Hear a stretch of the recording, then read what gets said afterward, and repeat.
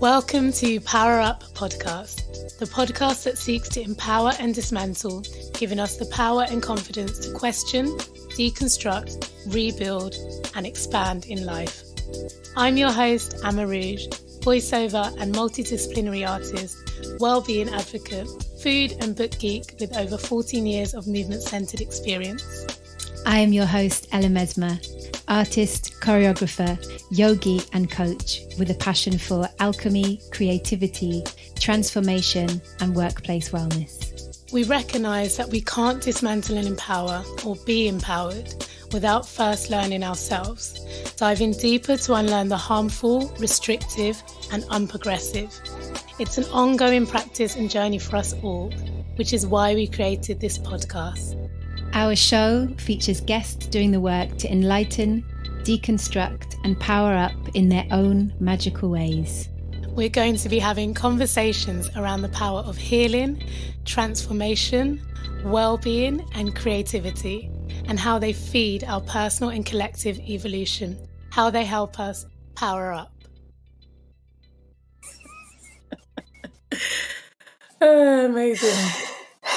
For listeners, I wish you could see what Ella just did. She just did this like super excited, but kind of like sideways little gremlin cute movement. That was really cute to open this wonderful episode. I think it's like my inner 2-year-old just came out to play.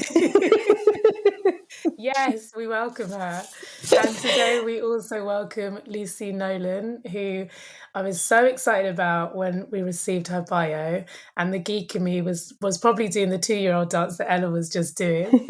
Lucy's pronouns are she, her. She's a creator, coach and founder.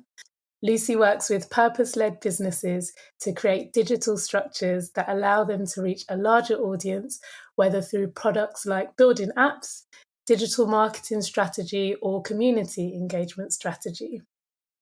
And since the pandemic, Lucy has worked for Lambeth Council to create an engaging online course for young people at risk of unemployment or not continuing education. Totally Local Shop, which is an initiative to help local businesses and market vendors sell their products online, and the Digital Operations and Marketing for a Training and Coaching Academy. Previously, Lucy worked in media and digital marketing for the likes of Mumsnet and The Independent, creating digital campaigns for top brands like Google, Toyota, and more. She became disillusioned with the industry and wanted to choose projects that had more of a positive impact on the world, so went self-employed almost 4 years ago, moved to Ghana 1 year ago following a dream and a vision of living and working on the continent. And she joins us today to share a bit more about her journey and what being a creator means to her. Welcome, Lucy. Thank you, Amma and Ella, for inviting me. I'm super excited to be part of this and feel very honoured as well with all of the incredible people that you've had across your seasons. So yeah, I'm very excited to be here. Thank you. So excited. And also, yeah, you saying that, I'm like, yeah, wow, we've had so many seasons. Just love it. It's amazing. So, Lucy, can you just tell us a bit more about what being a creator really means to you? Yeah, for sure. So I think when you asked me this question and I thought about my journey as a creator, one of the most powerful things, and I share it with many people that I coach or many people that I come across when I explain what I do. And for me, being a creator has been very much about a journey of getting in touch with my own emotions and understanding my emotions and how to use those emotions to create what I would love, as opposed to, being in the heavy emotions, because, in the past, I did suffer from anxiety and depression, and they very much led, where I was going in life. A lot of was very much in reaction, and I didn't have any sort of direction, and I didn't even connect to what I wanted to do. And once I understood the power of emotions in creating, then I started to realize that as a creator, really understanding my emotions and really being self-aware of them and being able to connect to those higher vibrations and emotions of love, of joy, of, freedom, really helped me to start to really believe that I could create what I would love. And that has been, the main, I would say, the predominant driving force for what I have created over the past 8 years. Yeah, it sounds really inspiring. And I think a lot of what you just mentioned, there will be listeners who can really relate to that, being led by their emotions, but not really understanding how they can kind of break out of that kind of container of being led by them in a way that doesn't allow them to fully realize themselves or fully realize their possibilities. So can you share a little bit about your journey from victim to creator and kind of express what we mean by that a little bit for them? Yeah, absolutely. So, I mean, going right back to the beginning, I was born into a very dysfunctional family. I mean, my story is something that I've never shared. It's a bit of a Jerry Springer type, Jeremy Kyle type story in terms of childhood. But, there was a lot of trauma. My mum had me when she was very young, and then left me when I was 15 months old with her father and her stepmom. So I was brought up in a very, and it was a very, chaotic, I would say, childhood. And a lot of projection was put on me in terms of being this child that had been born out of wedlock, being mixed race as well, was a huge thing back in 1980, Northern England. And so there's a lot of projections from the family that I would not become anything. Okay, I was this troubled child. Even when I was the best behaved child, I was a troubled child. And so a lot of my childhood and a lot of my early years was driven by me proving my family wrong. So I would be the best student in school. Yeah. And I would achieve, I was the first person in the family to go to university and get a degree, and I did all this very much. So, everything that I was doing, all the success was driven by me trying to prove them wrong. But it was definitely coming from this victim perspective, right? I have no support. I'm on my own. So I was kicked out of home at 15.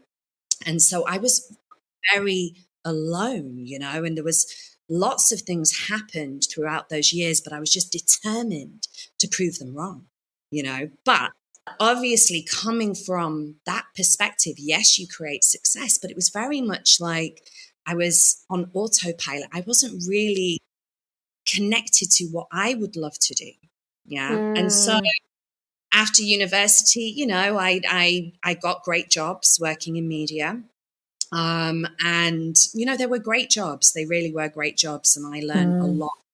And I loved it. I loved the fact that with media, I could be creative. And, so I was able to do that. But then when so I moved to London in 2010. So it was like, after the recession and the crash and, and I did... Yeah, we'll go back to this. So on Friday the 13th in Leeds, my first apartment that I'd bought, I was actually the first woman in my family to buy their own property without a male being right as well. Wow. So it was my first owned property, and I really worked hard to get it. I worked 2 jobs to get that property. Wow. And at the height of the recession, so this was actually 2009, it was Friday the 13th. And we were told, so I was working for a marketing agency that actually worked with Ella, so Northern School of Dance and Phoenix Dance Theatre.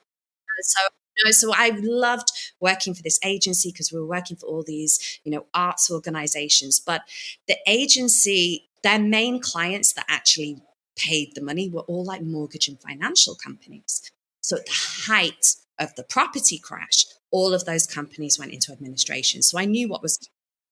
And so I was informed that we were going to be made redundant as the company was in trouble. I went home and started cleaning, and I was vacuuming and I knocked over a lamp, and I knew I knocked over the lamp. Okay. And I watched the lamp fall and thought I'll come back and pick it up. Next thing, the lamp has set fire to the curtains. Oh no. And it was one of those, and I was like, okay, what do I do? And so I went and got a bucket of water, and then no, when it's electrical, you're not supposed to throw water on electrics. So I wet a towel, and I threw this towel And the air from throwing the towel, the waft of air made the fire go shroom up the curtains. Oh, gosh. And I just stood and looked at it, shut the door, grabbed my handbag, ran out into the courtyard, called the fire brigade, screaming at the neighbour upstairs. But because I'd shut the door, I contained it, but I lost everything. So I lost, so it was, you know, when you have everything in your bedroom, because I'd kept my like living room, like minimal. So I lost all my clothes. I lost, you know, just everything, you know, just furniture, and I'd been made redundant. And this was really one of those like pivotal moments where I remember kind of looking up to the sky and going, God, what are you trying to tell me to do? Wow. Yeah. And I could have absolutely fallen into victim at this point. Yeah.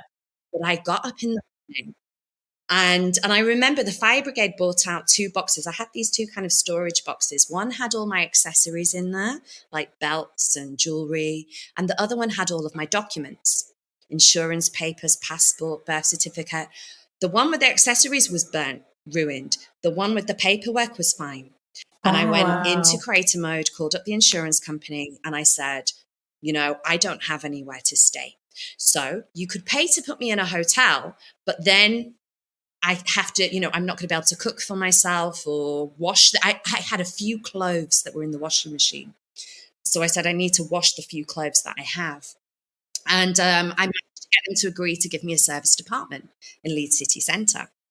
And, you know, I was just like on, like just organizing everything, just really in that mode of I will get this sorted. And, you know, so I got the insurance claim. They sent a team down of like 15 people that totally gutted the apartment and then redid it. And it was all done 2 weeks later for my 29th birthday. My God, incredible. They finished it for my 29th birthday. Wow. And it was at that point where, because it was the height of the recession and there was no work in Leeds, when I decided to move to London and when I started working in media in London. But very much, you know, what I realized about myself then is, yeah, in times of chaos or disaster, the creator comes out and my focus comes out. Obviously, that is not functional.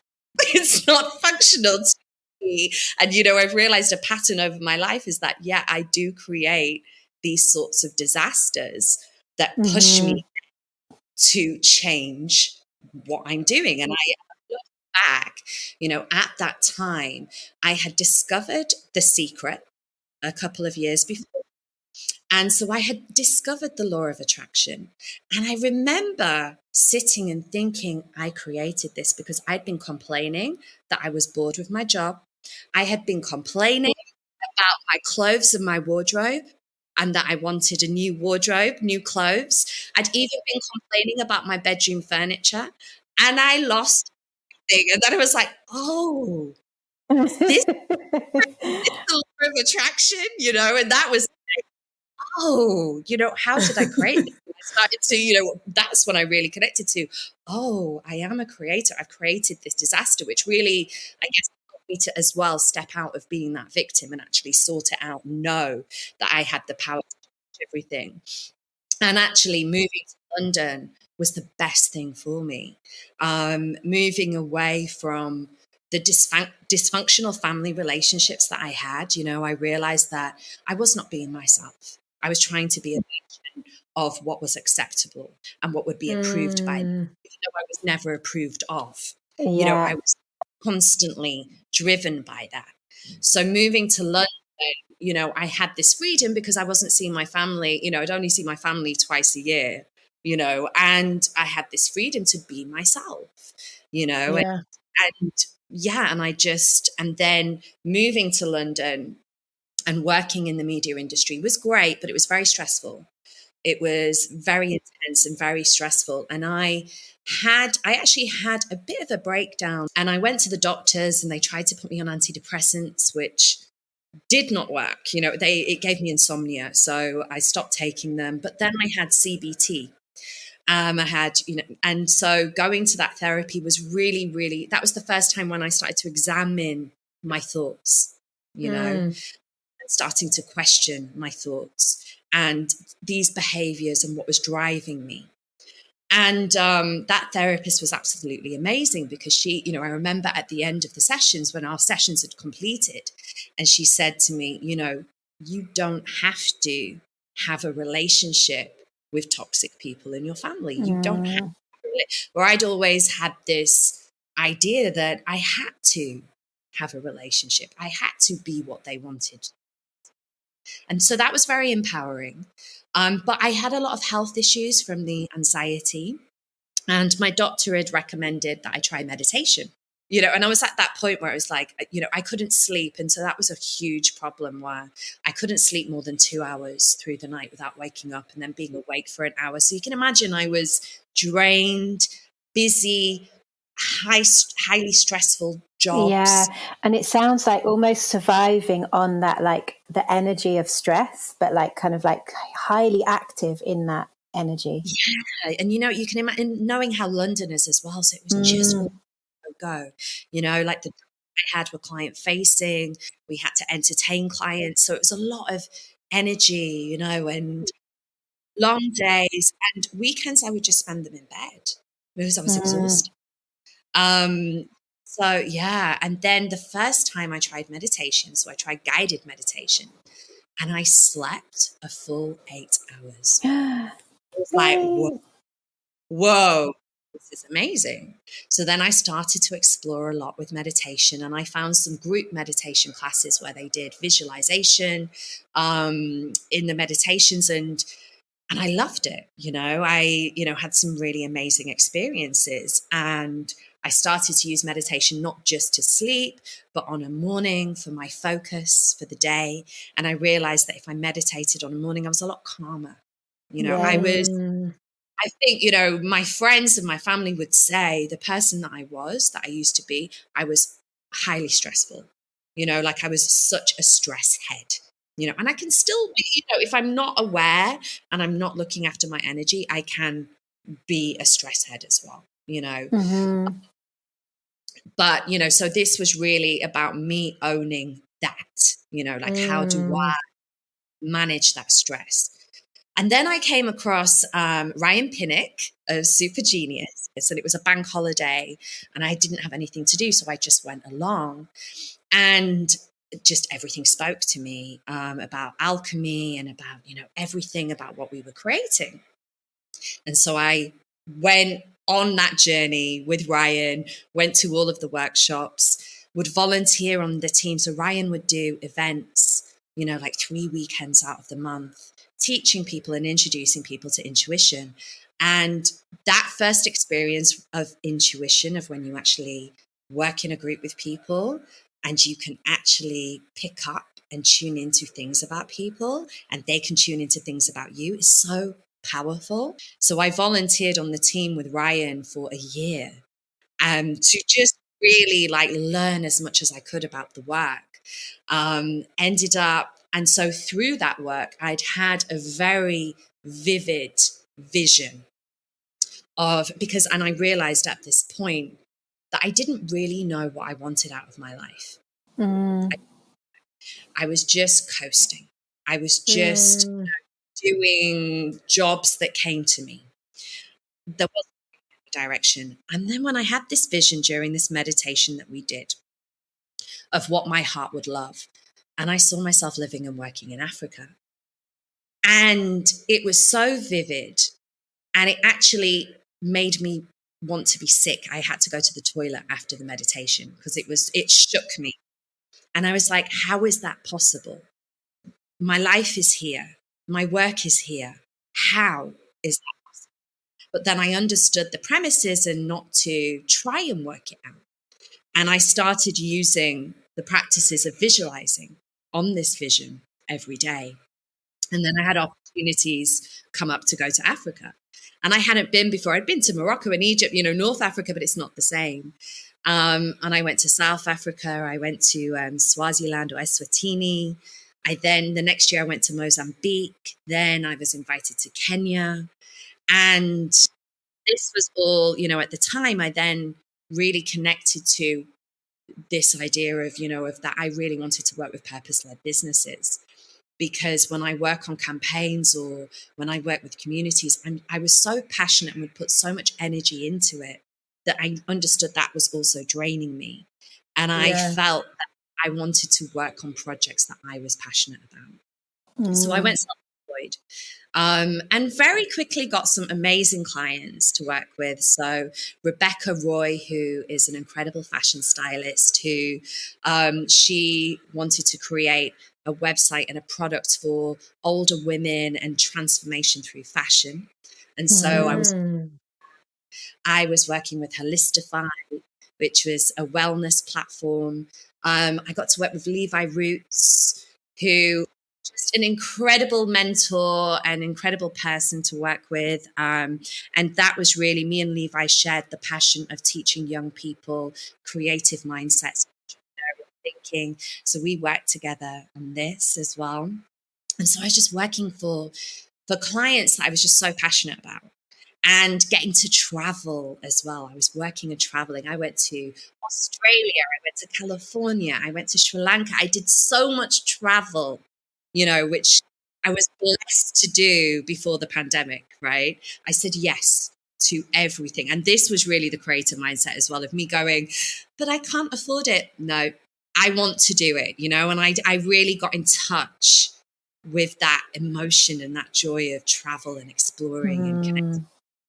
And then everything would work out, the money would come and I would be able to travel. It sounds like through making the choice to work with people and on topics that you're actually passionate about, then there was that cyclical you feeding into it and then them and the projects feeding you. So you were actually getting as much out of it as you were putting in rather than what was happening before, which sounds like you were putting in and actually not really receiving back in a way that edified you and nourished you.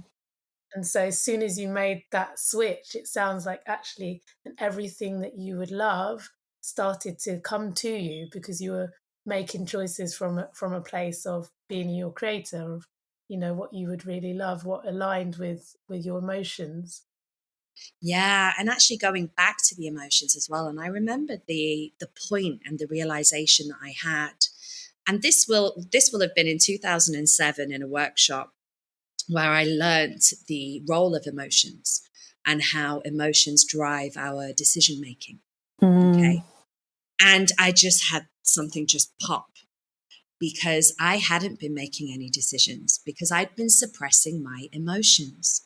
So I was just totally disconnected from my emotions. And that's why I was just really coasting. Yeah. Not experiencing any sort of joy.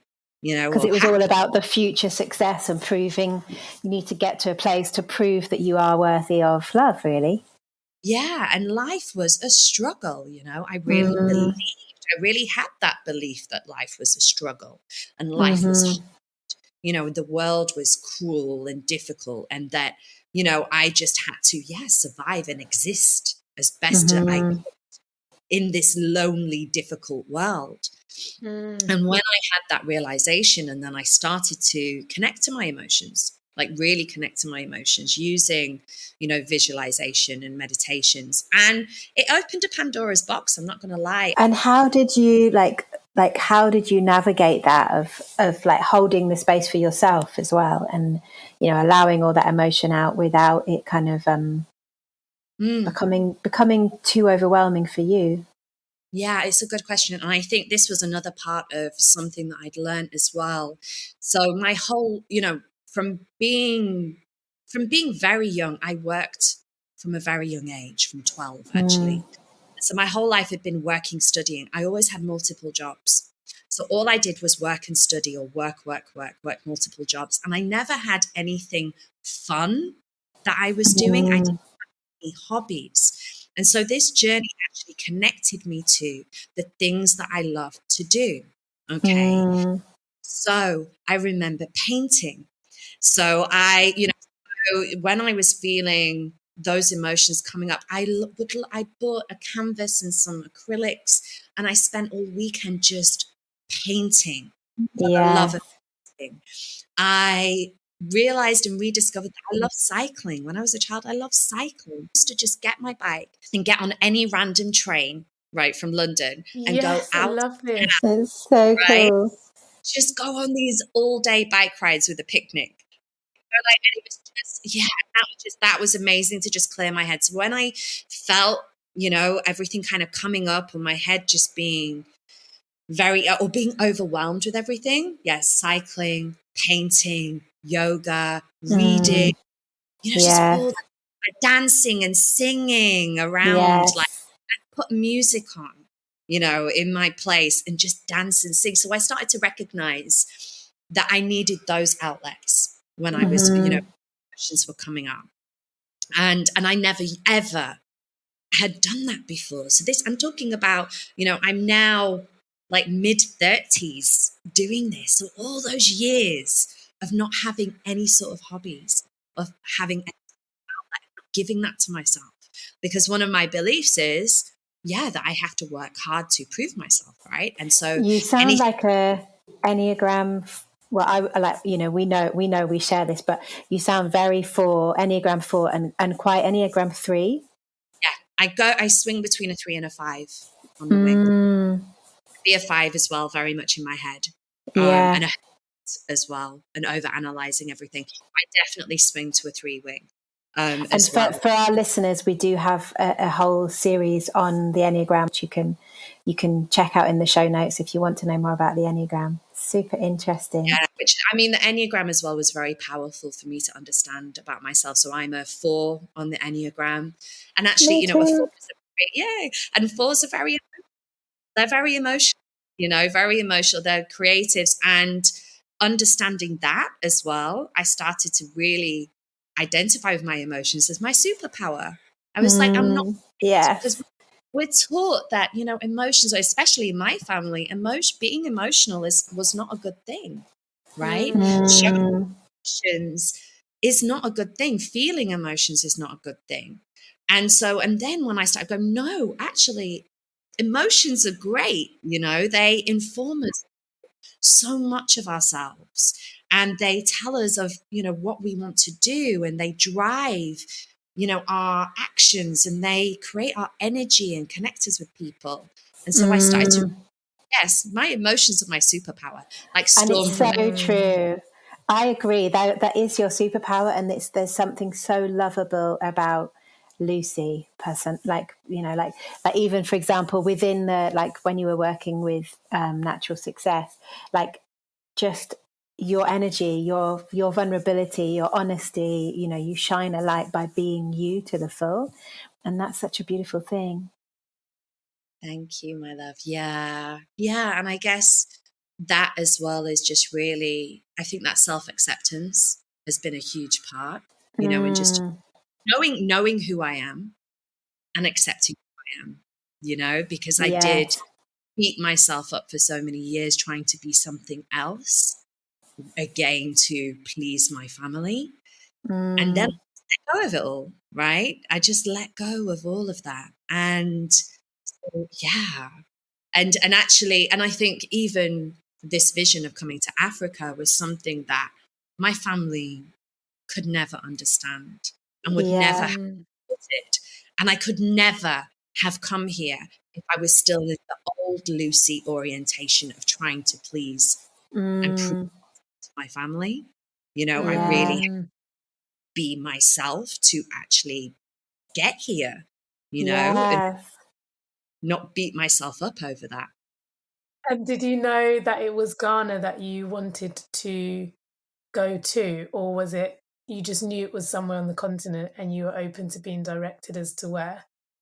Absolutely. Yeah. So all I knew was, yes, that it was somewhere on the continent. I hadn't been to Ghana before. I'd been invited to Ghana. So a very good friend of mine who I worked with when I first got to London, Maureen, is like amazing. I'd first got to London, started working this company, and I walked in, and Maureen is like, so she's a quarter Irish. So she has family that are like half Irish, half Ghanaian, and she has cousins from Leeds. And so I walked in and I reminded her of her cousins with the Yorkshire accent and hair. And so she took me under her wing. and we became very good friends. We had a lot of fun. And she got married in 2019, the year of the return. And so I was supposed to come to Ghana then in 2019. I was so excited to go to her wedding, to be here for the year of the return. And I had been fighting with the NHS to get surgery for many years. I had a fibroid. And actually, I went on a whole journey in terms of understanding my relationship with my womb as well. So there's a whole story around that as well, you know, so womb awakening and really understanding all of the trauma that I was holding in my womb and this fibroid come from. And the NHS, the options they'd been giving me over the years was to have a full hysterectomy. And I was like, no, create a perspective. And like, no, you know, I am not having a hysterectomy. I want the fibroid removed. But I had to really fight for this.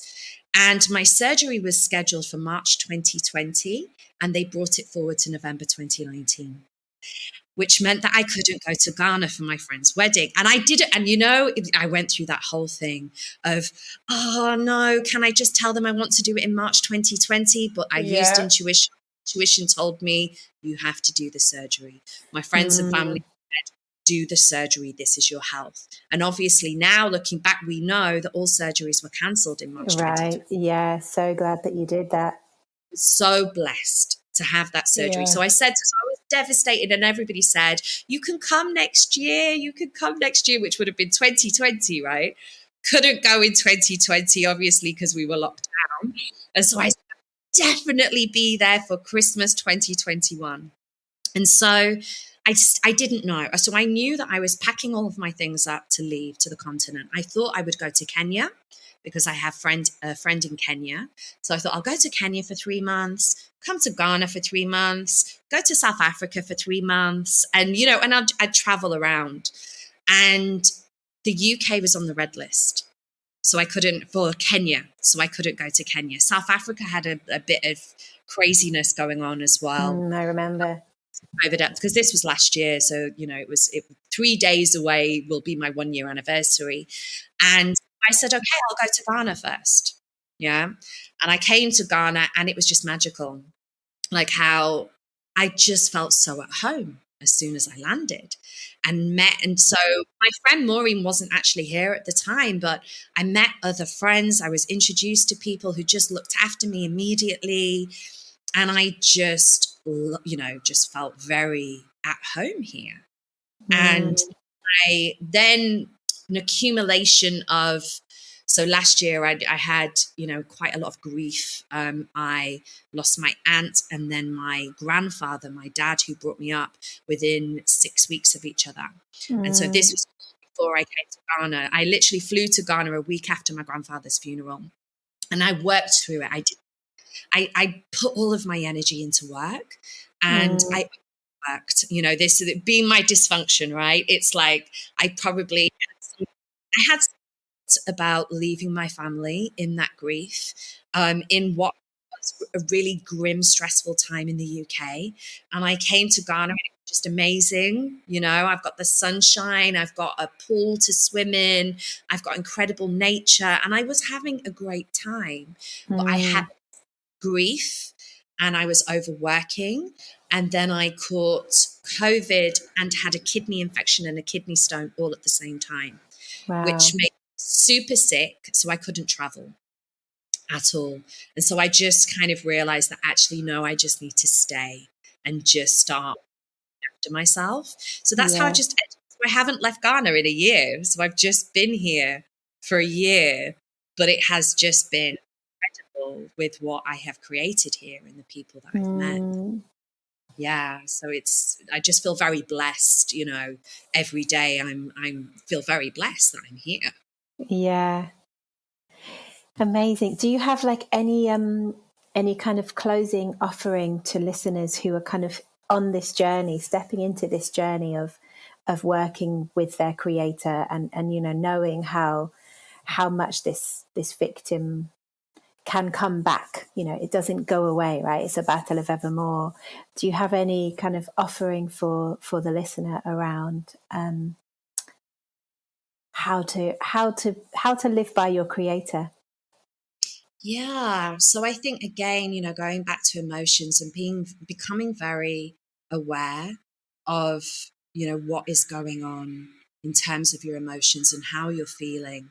We were talking earlier, Ella, about, I've been doing a course actually with an organization called the Institute of Intuitive Intelligence, and learning their perspective of intuition and how important it is to have a regulated nervous system. So, being a creator is really being aware as well that when we are in our victim, when we are in those lower emotions of stress, anxiety, that our nervous system is dysregulated, our energy and our focus is also off key, because then we're making decisions from a survival perspective as opposed to a victim perspective, right? Reactive, very reactive. And so if we can do practices, and I mean, there's so many amazing practices out there. And I know, Ella, you introduced me to TRE. I was introduced to tapping by one of our incredible friends as well, Mitch Gainey. So tapping, TRE, meditation, yoga, breath work, all of these amazing tools that we have, at our disposal to regulate our nervous system so that we can really connect to what is going on with us, and then to what would I actually love from this situation, or what would I love from my life. Yeah. So I think that it is very much the self-awareness, but just the self-awareness and the self-care, right? I think has been a huge part of my journey and understanding, because I never looked after myself. And so, yeah, and I give that to myself now. And look at you now. Thank you so much. Wonderful. So wonderful. Thank you. So inspiring. And just also thanks for sharing your emotions, for just being so real and making us realize it's just about being ourselves to the full, and that all of the journey is a part of our, our end result, and who we get to decide to be every single day. Thank you for listening. You can connect to us and our guests via the links in each episode's show notes. Before you go, we invite you to hit the subscribe button so you don't miss out on any of the goodness to come. And if you enjoyed today, perhaps tell a friend to tell a friend.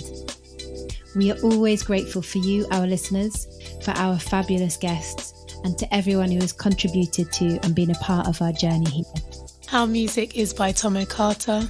Everything else is brought to you by us, the PowerUp Power Team. I'm Mesma.